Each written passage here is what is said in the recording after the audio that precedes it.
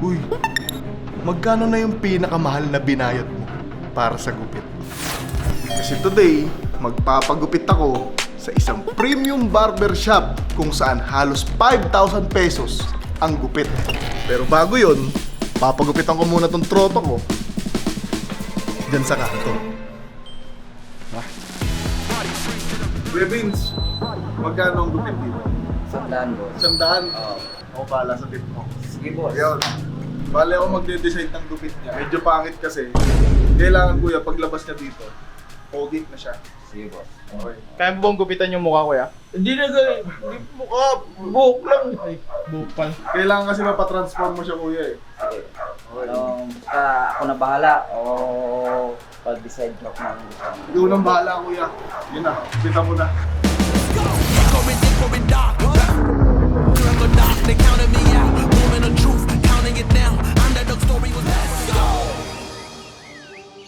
Mas maangas ba kuya yung 50 pesos? Hindi ko kwento mo naman kung gano'n ako talaga nagugupit. Actually, mga since bata pa ako nagugupit na. Mga grade 3, ano man. Paano ka natuto nun kuya? Minsan nakadayo ako sa bahay nila. Ang kuya nila nagugupit. Nasubukan mo na dati kuya yung gantong mukha na papogi mo. Papugi naman ng konti. Huwag ka masyado umasa, konti lang daw. Nung Tik dati na. pa yun. Kung dati pa yun. So ngayon, pugi-pugi na talaga. Ngayon eh, tayo may skills na maganda-ganda. So ayaw mo na akong papugin niya. Pero yan boy, palit mukha na boy, hihintay ko yung transformation. Ganun pa rin yung mukha. Tingnan ko.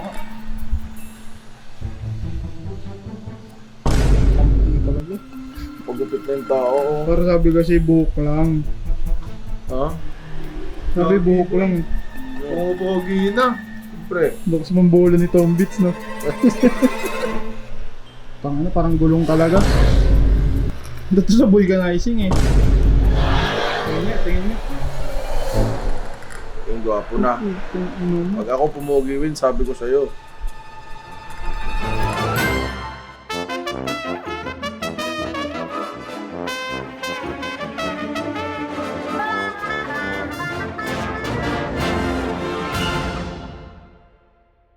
Ayan. Uy. Kuya, may nakalimutan ka. Oh, Yung tip ni kuya. Oy, yung ni Kuya. sige na. Kuya, salamat.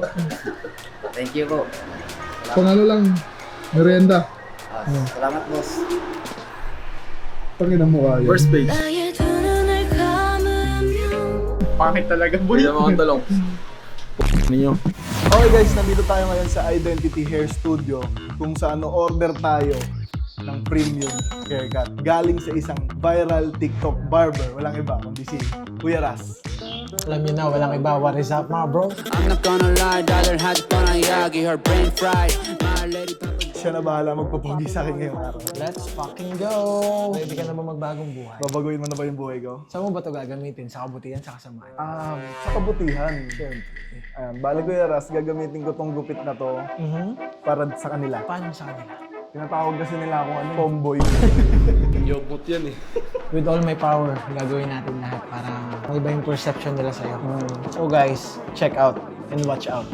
So, idea in your mind, my bro. So, una, facial feature-wise muna tayo. Anong concern natin? Anong gusto natin i-achieve sa haircut? Wala na akong sabihin, ikaw na yung bahala. Okay. Igupit mo sa akin kung ano yung sa tingin mo best para sa akin. Magbe-best man ka ba? Hindi. Ay, Pero pagkatapos kasi nito, may date ako eh. nice. So yun nga, mabro. Ang concern natin is yung gupit natin is hindi nagko-complement sa features ng mukha natin. Lagi tayo napapagkama lang. Tomboy.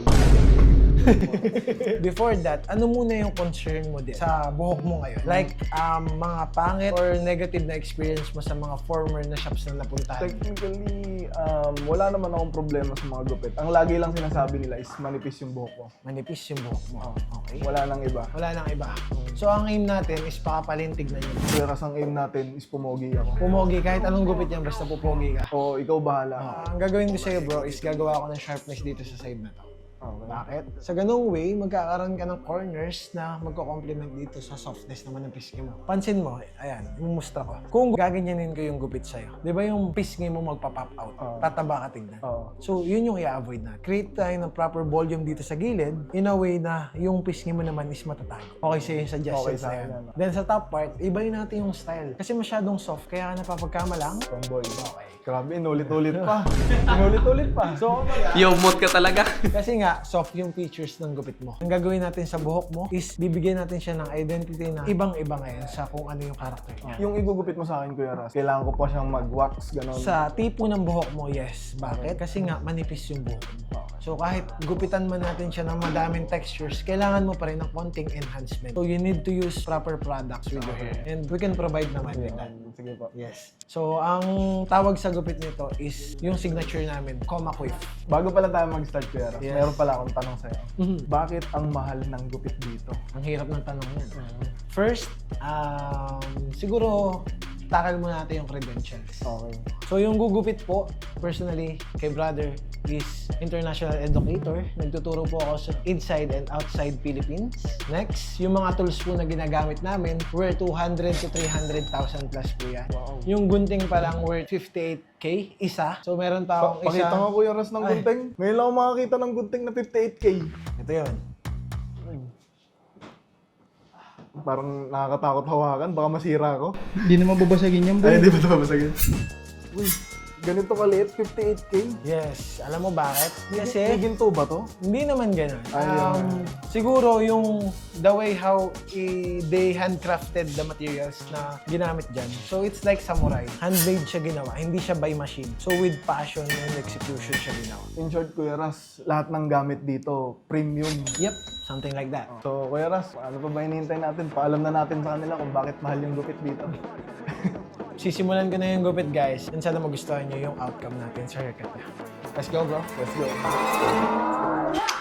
I'll make you move like your boots are on fire. I'll make you jump like you touch a live wire.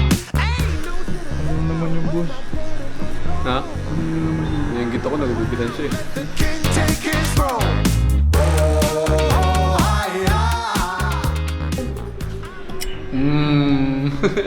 Stig daw.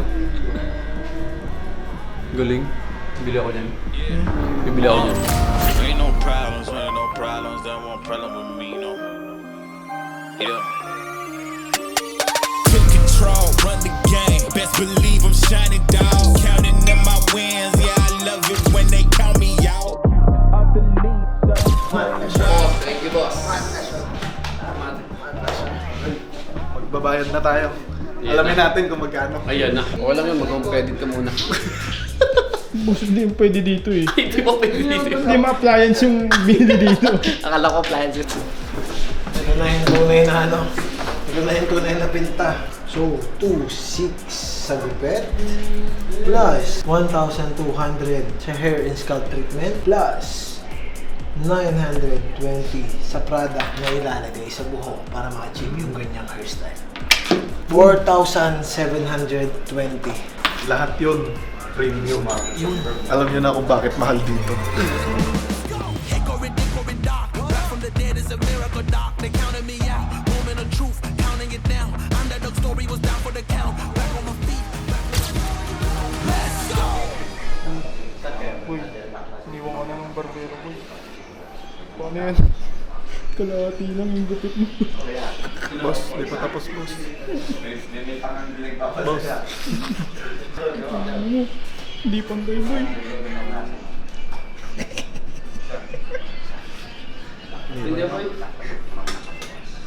Pwede na.